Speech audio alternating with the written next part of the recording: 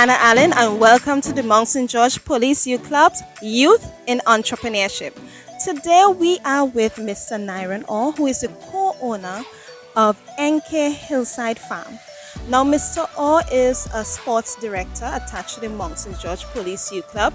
He mainly specializes in football, but today we're not going to be talking about football. Instead, we are going to be talking about a project that Mr. Orr has been working on for several years now. Nyron, tell us a bit more about yourself. All right, well, I born and grew in Mount St. George. Attended Mount St. George Primary School, Roxburgh Secondary School. Left the country in 2006. Went to the United States. Studied sports management in the University of Missouri Baptist. Came back home in 2011, looking for a job and struggling here and there to find a job, and ventured off into agriculture as something that parents and I grew up knowing and doing. And so it was a form of a means of earning a living, and that's where the business idea came from and started because of not able to attain a job, and we look at that side aspect of earning a living. Right, so my question is, since the onset of COVID-19, a lot of persons found themselves sitting at home without an income. For you, in light of your business venture, would you have suffered much from the onset of this pandemic? Yes, unlike any other farmer, I have suffered a lot because of our market segment, we catered for hotels, and with the COVID-19, hotels had to close, so we had to do some cutbacks on the farm, cut the production of stuff. We had losses with the eggs and stuff, but that's part of the farming process. You gotta cater for those things in the future. But to say, well, income-wise, we just had to keep going because at the end of the day, you had to produce food to eat. Right, so Mr. Orr, tell us a bit more about NK Hillside Farm. All right, we focus on meat production and egg production, right? We have over 1,800 layers that produces eggs. We have two houses that host, one house that hosts 1,600 boilers, another house that hosts 800 boilers that we slaughter every 6 to 7 weeks to sell right here in Tobago. We supply meat shops, supermarket, bakeries with those products, and we also ventured into assisting THTI with their butchering classes that we do demonstrations for slaughtering of the animal. We have also done school visits on the farm, and all those school visits on THTI was done freely. No additional costs were occurred by the institution for those things, because we believe in giving the opportunity to young people to see what can be done in light of if they fall into my situation where you couldn't get a job at the time and you need to do something, that there is work where you can make an earning off of farming.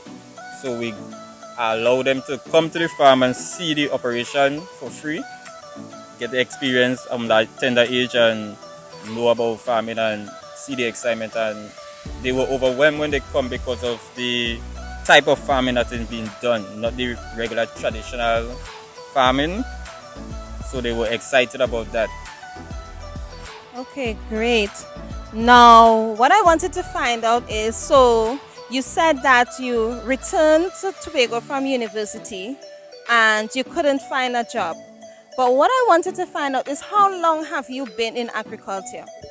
The business, well, I grew up in agriculture. My father, farmer, worked at home farm most of his life.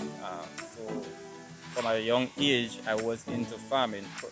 Didn't really like it that much because of, as I say, the way means of how farming was done at the time. I didn't see it as no excitement to me. But after doing some researches and seeing commercial farms operate and stuff, and the technology that's into farming, we got into the business in 2005. Started off with 100 boilers and 80 layers.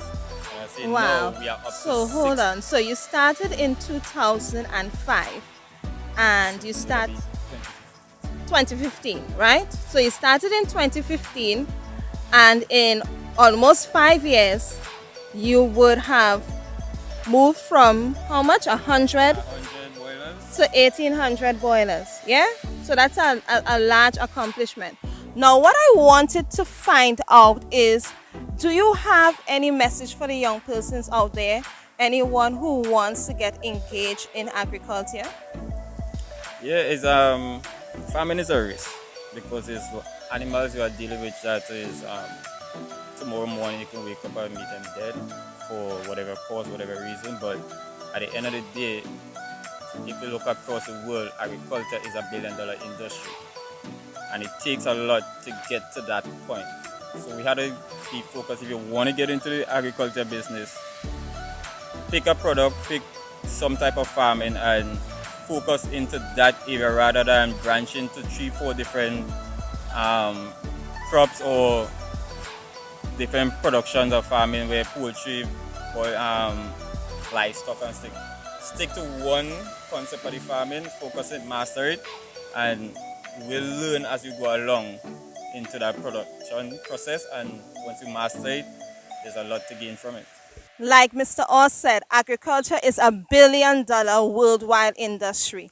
And the reason why we would have focused on agriculture as our first segment for the youth in business is because it plays such a crucial role in the growth and development of any country. And Trinidad and Tobago, unfortunately, we have not been focusing on agriculture. But with the onset of COVID-19, we realized that it's about time we diversify and become self-reliant. We need to be able to produce our own goods and services and to feed our nation. Right now, we're going to go on a tour of the hillside farm with Nyron, so stay tuned and keep locked. This is the layer house. That house 1920 birds. So this is a fresh batch of birds that recently started laying.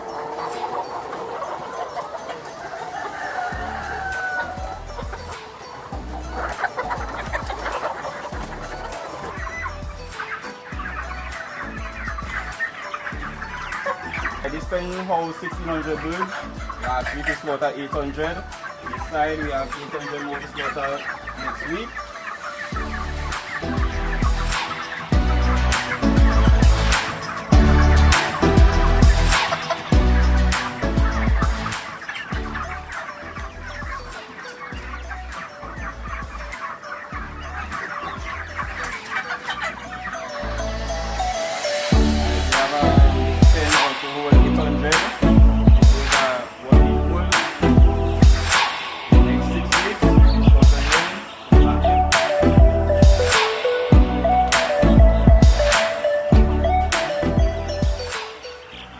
We have 4 manual decomposing pit here that we dump this stuff to decompose.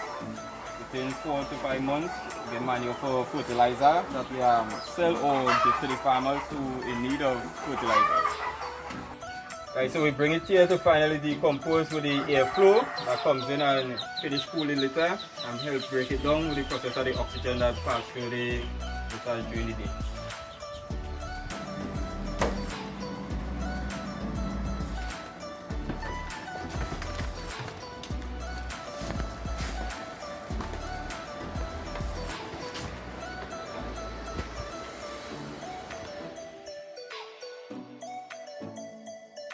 Okay, guys, so stay tuned to the Mount St. George Police Youth Club Youth Status as we promote youths in entrepreneurship. So next week, we'll be meeting with Jabari Stewart and Alana Alleyne as they are making waves in the hair industry. Stay tuned. See you next week.